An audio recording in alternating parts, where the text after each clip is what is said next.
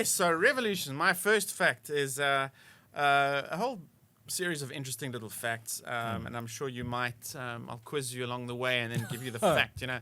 So one of my favorite 80s songs of all time. This is about revolution, but is "Land Down Under," Men at Work. Do you know some of the words from how the song starts?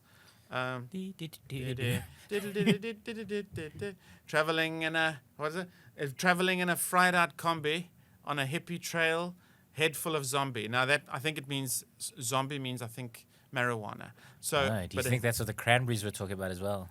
Zombie in my head, yeah. But traveling in a fried out combi on a hippie trail, head full of zombies. So the hippie trail is what I'm really talking about. How much do you know about the hippie trail? I know nothing about the hippie trail. I thought it's extraordinary. When you brought up 80s music, and my thought immediately, as soon as you brought up 80s music and we talk about revolutions, my thoughts immediately went to New Model Army, which obviously, they sang that song Vagabonds and a bunch of others, and then, they're named after one of the sides in the British Civil War. So I thought you might be talking about that. But anyway, sorry. The hippie trail is this most extraordinary thing that I know very little about up until this podcast. I know a little more about it. People, before the hippie movement in the United States, it was actually, before that, it was about the hippie trail going hipster. I don't know where the word came from. I think there was a word, beatnik was the word as well. But they would take a combi, starting from London, and then they'd hop over the channel, I don't know how, but then kind of they'd meet in sort of Paris, Brussels, and they'd travel through Europe on a combi, Volkswagen thing. This is like early 60s, maybe even 50s, and it was as cheaply as you can to see the whole world. This hippie trail went across Europe, through Turkey, Istanbul, and all of that stuff, through the Levant, and all the way to Iran, Iraq, India, and it was a whole trail, and along the trail then became little hostels and stops for people to kind of just and industry around that, and it was like the most cool thing because Europeans, North Americans, and a lot of Australians were like, "Hey man, see you on the hippie trail, man," and they were sort of alternative lifestyle, but just kind of wanting to see the world for as cheap as possible. And of course, it was stopped because Australians don't know when to take no for an answer, and Iran is very strongly pro-no. Yes, so that is sadly it. Also, if you read the trilogy by the oak who wrote, here's my facts going all funny again. The Kite Runner. Okay. Did you read that trilogy? Yes, I did. The Kite Runner is set in Afghanistan, which is next to Iraq. Before the Afghan Revolution, I think the Iranian Revolution, which is what my fact is about, because that put a stop to the hippie trail. That's the tragedy of it. Kabul was this cool city, and there was the stop for Westerners to kind of go through and mingle. And the hippies were embracive. They'd embrace the local population. They'd buy stuff. They'd barter with them. Sometimes they'd have no money, so they'd just exchange things. It was such a cool life, man. It was wonderful. But I just think that whole culture, had it not been stopped 40 years ago, could have been blossoming into something beautiful, something so multicultural and diverse. And it was the 1979 revolution of Iran which put a stop to that, which is very, very tragic. Now, all revolutions seem to have this one event, like storming of the Bastille is France's, and later I'm going to be talking about the Boston so-called the massacre in the American Revolution. But the Iranian Revolution had an event called the Cinema Rex Fire, and that's what my fact's about. It was a cinema.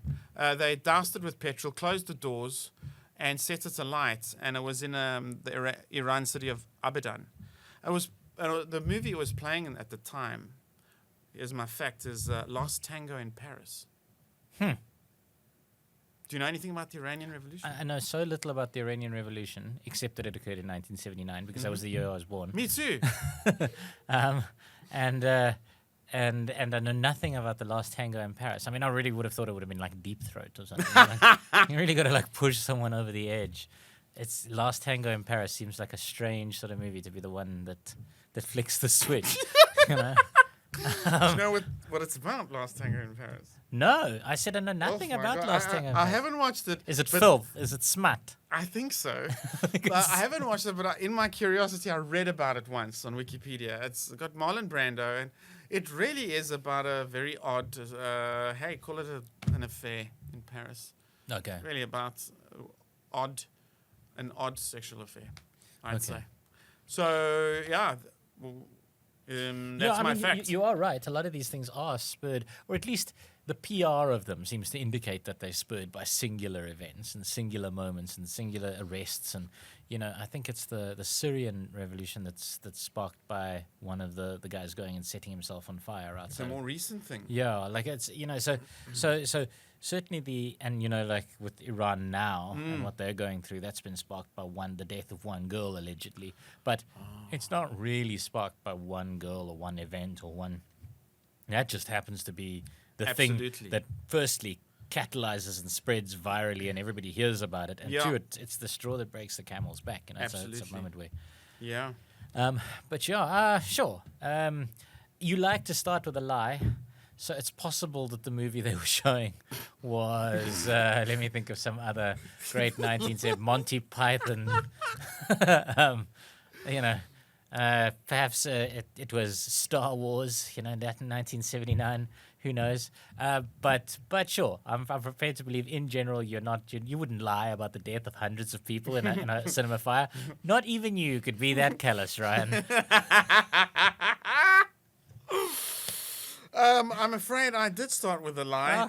Of course you did. It wasn't Last Tango in Paris. It was a tragic movie called The Deer, and it was Iranian produced.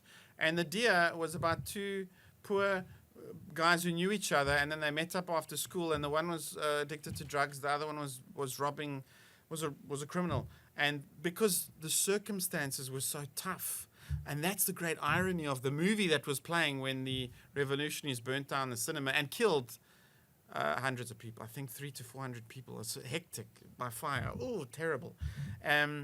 But the film was a beautiful depiction of a difficult life, Iranian movie. No revolutionary motive in the movie, but they burnt the cinema down because it represented Western values and did play sort of smutty type Right. movies occasionally. And so, but I think that what's ironic is that movie would have maybe shown that the context, the socio-political, economic context of Iran needed work, needed major help. There'd been a previous takeover in America, put a sort of government in place, but only the top were sort of benefiting, and all the working class was struggling and difficult conditions. When you talk about all of this, right, like how awful Iran is and everything, my brain is just picturing that movie, The Deer, as if it's like Garfield. It's got these two guys that commit crime, and then there's a deer. It's like Garfield, like an actual. Why was it called The Deer? Where is the deer? I want to hear. What did the deer do in this movie? What did I think it's like Sheldon with that play about a streetcar named Desire. Oh, right. He was like, "It's a lovely play. Where is the car?" That's right. Yeah, that's exactly what I'm thinking. It's like that movie Ted. Yes. The guy's like imagining his teddy bear talking to him. Yeah. Is it like that? Jojo Rabbit. See. Who knows? So there we Who are. knows? We started with the 1979 Iranian revolutions. Yeah.